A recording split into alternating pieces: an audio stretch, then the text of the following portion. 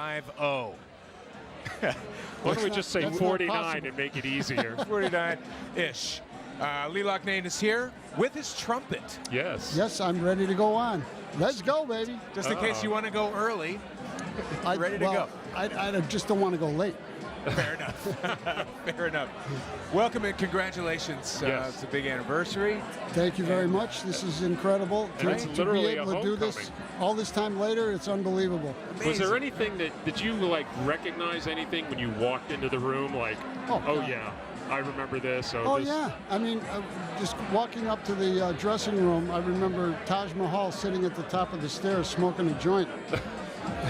Hey, Taj, how you doing? And we were the opening act for him back then. Yeah. Yeah. Well, you played with some amazing people in that first season. We were just telling with James and Robert. You know, you played with Steve Miller, Yep. Johnny Rivers, Exactly. the Velvet Underground. Yep. Albert King was the first engagement, and then you actually headlined in January of '70 for the first time.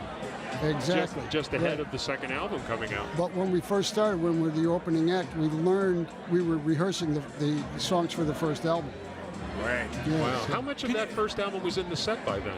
Was that pretty much the set? That was the set. That was the set. That was the set, and all the songs that we had learned to play clubs in Chicago before we came out. Let me ask you something. Woohoo! It's getting Excitement crazy now. now. Somebody's here.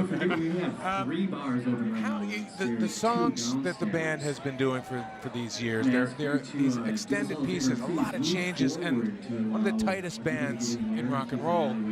How much rehearsal is involved to pull this off? We don't have to rehearse anymore. We've done these songs quite a few times. Well, certainly the older stuff, yeah. But we keep practicing individually because the songs never get any easier. Like you said, they're intricate. Yeah. How hard was it to actually arrange them in the beginning? Because one of the things that struck me about that, particularly that first album when I bought it, was that, you know, I knew rock, I knew the changes and the blues, and I knew a little bit about jazz, but suddenly these horn parts are coming into things like introduction and beginnings, Well, Jimmy wrote the parts down.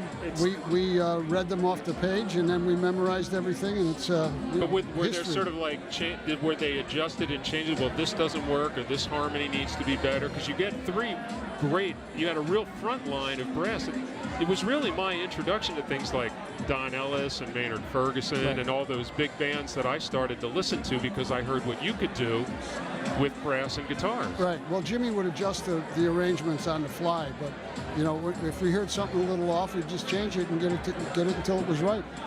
How is it when you're on stage? Understandably, like you say, you're well rehearsed. You know these songs, but are there moments where you guys can kind of stretch out a little bit? Do you allow that in the set? It's not as it's more structured than that because of just historical and time restraints and all kinds of other stuff that comes into it. So it's pretty much set in stone, but we can manipulate within.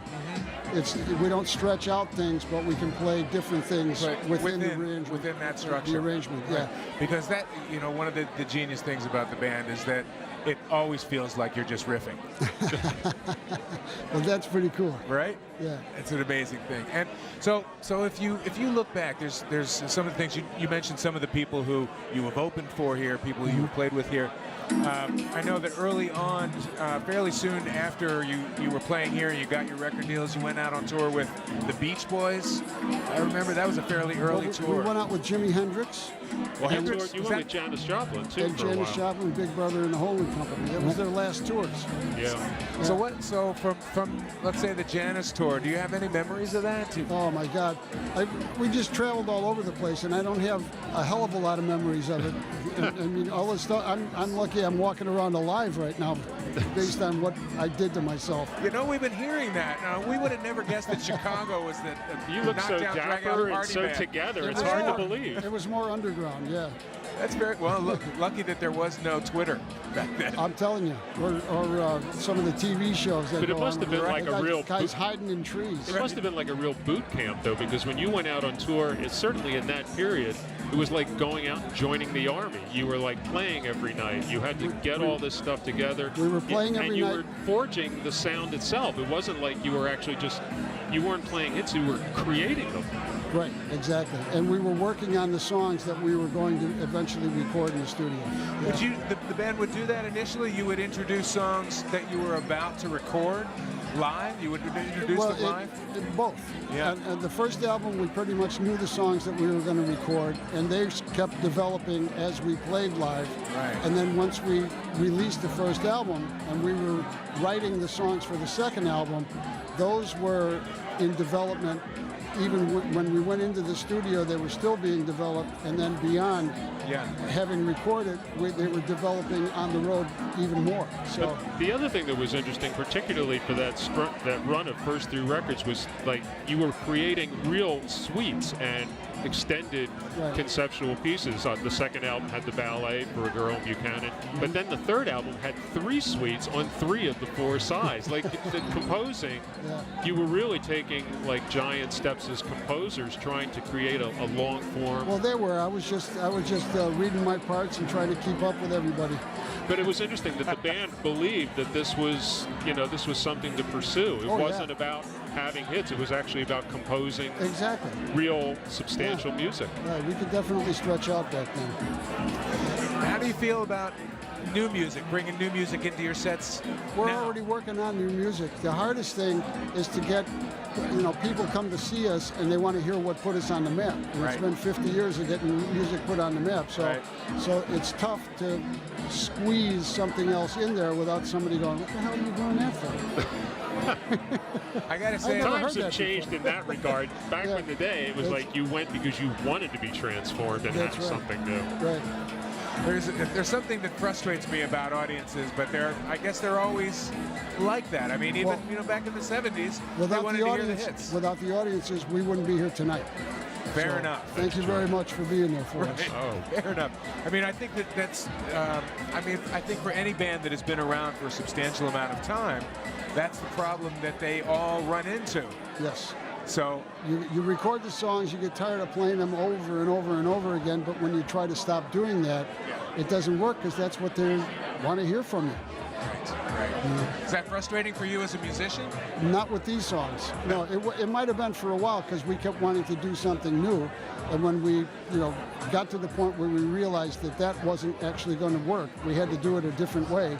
We got more used to understanding that the music that we had recorded was more important than we ever gave it credit for. Yeah. Well, it was amazing when you when you did the sound check, and actually hearing you do introduction and beginnings on that stage, I thought, this must have been exactly what it sounded like in September of 1968. That's like right. These are the sounds and the songs and the arrangements that were essentially born here on the way to the album. Exactly. Right. Can I want to touch on probably a painful time for you. When David Foster took over producing for the band, he kind of backed away from the horns, and he kind of changed the formula, it seems. Well, the more painful time was when Terry died. Well, but I was going to work into that, frankly. Well, the thing that happened with when David took over, he had a certain idea of what he wanted to accomplish as a producer. And he arranged the songs to go along with that, and he had actual studio guys come in and do some of the parts that we would have normally done. Right. So, but he did want to use the brass, and he did want to use our vocals. So, he even admits in our documentary that he probably overproduced us somewhat. And but those songs still work tonight. I mean today, and you'll hear a couple of those tonight, and it's like a different era for us. So, what was possibly painful at that point helped us become better musicians because I started playing more keyboard and guitar back then and singing more. So, we were still involved in the band. It wasn't like we were going anywhere. Was there a time when Terry died, was there a discussion like, maybe it's time to stop? Yes, but that was short-lived. And we understood that Terry would have wanted us to go on. Yeah. So, and the band was still together. We were still enjoying what we did. It was just a matter of replacing them, which is easier said than done. What do you miss about Terry? Just, I thought he was such a powerful singer. His guitar work was actually really underrated, I believe. Because in a way the band was so big. It was hidden by all the horns. It was hidden by all the horns. Yeah. Was there something that people don't know about him that they should know? that when they go back and listen to those records? Terry was just a powerful musician. He lived for playing solos. That's what he did.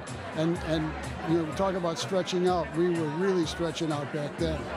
From what I've heard, some of the other guys who we've talked to tonight have said that he was the guy who was like, I don't want to do the singles, man. Let's just jam. That's right. That's right. So we might not be sitting here anyway if Terry had lived. Who knows? Guitar players are like that. They want to jam, you know. They don't have to like blow all that stuff through the horns. That's hard work. Oh, man.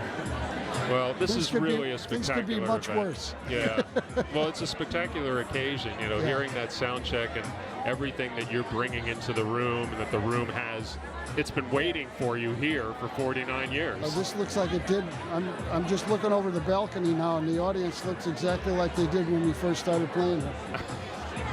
Everybody's ready just to be taken back and taken forward. All right, all right. Did it feel somewhat familiar when you walked in tonight? Oh, or God, yeah. Yeah. Yeah. I mean, almost like we were here yesterday. I mean, it's unbelievable, really, that we could come full circle like this. Right, it really is. And if you were to look around today, there's a lot of horns in music now, a lot of jazz in music now. Are there things? Do you listen to contemporary music? Do you give a shit? Yeah. Yeah? What I'm listening to now is real jazz. Yeah. Sirius radio. Yeah. Love that. Oh yeah, I do that all the time. Yeah. It's either that or rap with my son, 14 years old. Love Now that there's too. a fusion Yeah, that's yeah. waiting to happen. That's for sure. We shall see. Lee Loughnane, thank you so much for coming by and taking Thank some you. time with us. All right. Cannot Yes. wait for this set tonight. And you very much. congratulations on the big 5-0. All right, yeah. Yes, the big We're 5-0. going to the next 50 now. Okay. We're The with next you. 49. Yeah, right. Thank you, Lee. All right, Thank take it you. easy. very much. Congratulations. Lee Loughnane from Chicago.